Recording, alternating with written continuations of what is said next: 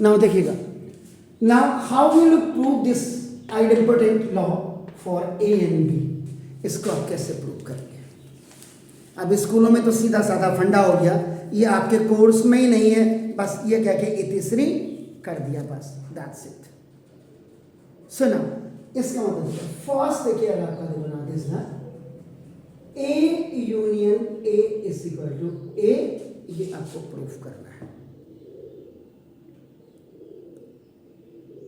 अब आप मुझे एक चीज बताइए, आपको रोस्टर मेथड आपको पता है, आपको सेट बिल्डर फॉर्म पता है, तो जिसमें सच दैट वाली पोजीशन होती है वो क्या होता है?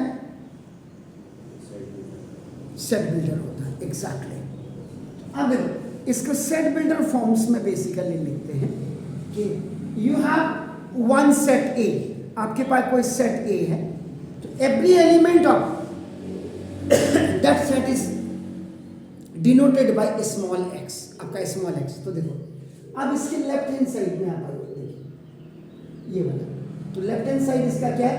ए यूनियन ए। इसको आप सेट बिल्डर फॉर्म में आप लिखेंगे तो ना देखो, x is such that x belongs to A, यानी कि x is a element which belongs to set A, और यूनियन है, तो यूनियन का मतलब क्या हो जाता है? और इंटरसेक्शन का मतलब क्या होता है? And. Is it clear sir? तो ना देखो, x बिलोंग्स टू ए, ये और लगा दिया आपने, देखो तो दोनों में देखो x belongs to a and x belongs to a, twice you have written, and the meaning of this or is what? That is union आपका हो गया। तो इसका मतलब, इसको दो बार लिखने से, जब सेम एलिमेंट सेम सेट में है, तो why we are going to write it twice? तो एक ही बार लिखिए। इसका मतलब x belongs to x, x is such that x belongs to, ये लिख दिया तो ना, ये आपका देखो RHS हो गया। तो देखो, left hand side is equal to right hand side,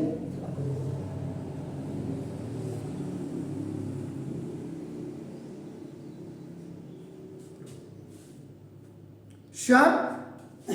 Then the second one is what?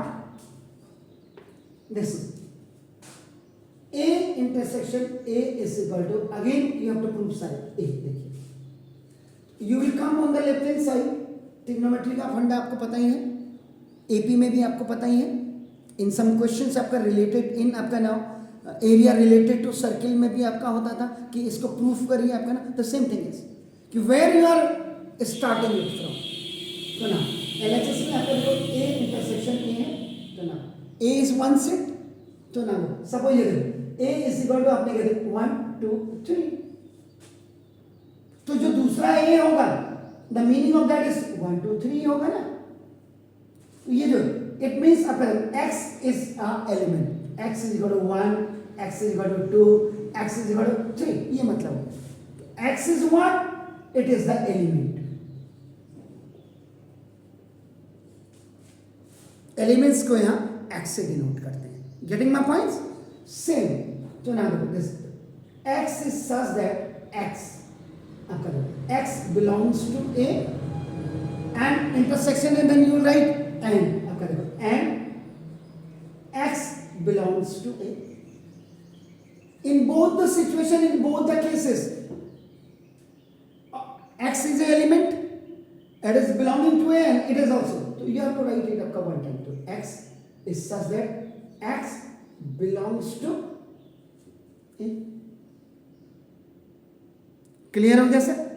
तो ना दो, इक्वल टू आपका ए, तो ये आपका RHS हो गया। तो ना दो, left hand side is equal to right hand side, ये आपका प्रूफ हो गया। तो this is the identity law. Then identity law, identity law में आपका देखो द फर्स्ट वन इज आपका ना देखो, इसमें भी प्रूफ कर रहे हैं।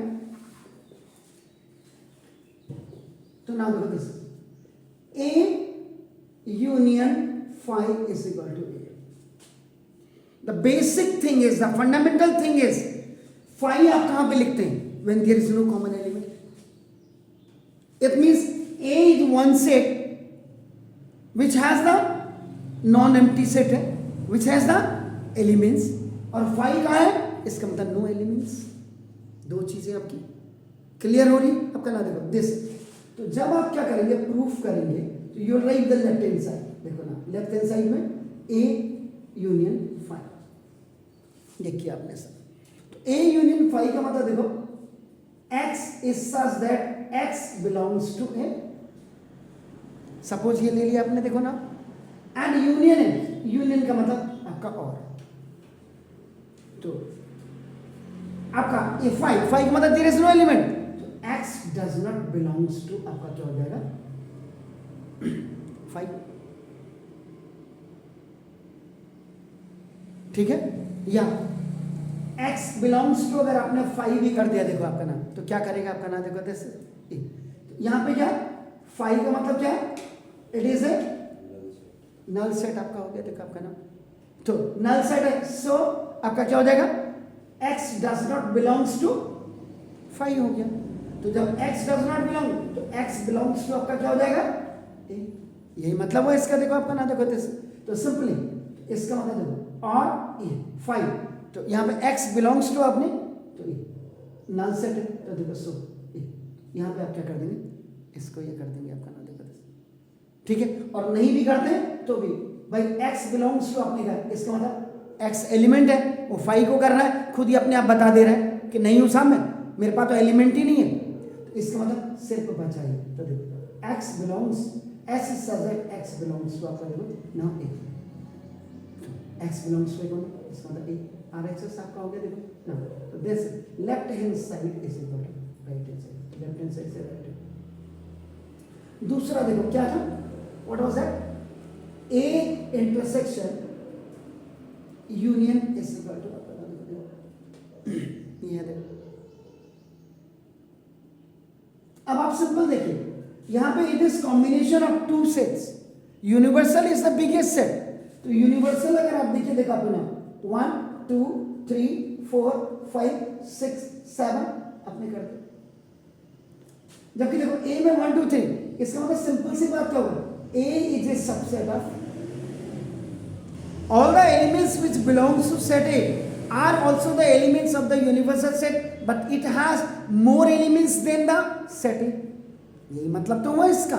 तो ना दो, आप देखो आपका इसका लेफ्ट हैंड साइड आपका देखो ना दिस, तो सारी मेमोरी में आपको ये चीजें रखनी पड़ती है। इसका मतलब देखो x is such that, देखो x is such that x belongs to A and intersection है, इसका मतलब देखो and x belongs to u हो गया, ठीक हो गया सर। इसका मतलब A is a subset of u, यहां से एग्जांपल से भी मैंने बता दिया, तो इसका मतलब क्या हो जाएगा, x belongs to, x is a element, sorry x is such that x is a element of A, smallest है या स्मॉलर आपका सेट है, तो ना दो इक्वल टू आपका क्या हो जाएगा, ए, तो RHS आपका हो गया, तो लेफ्ट हैंड साइड इसे जाएगा राइट हैंड साइड। ये ऐसे इनकी प्रूफ बहुत ज्यादा नहीं करना पड़ता, लेकिन देखो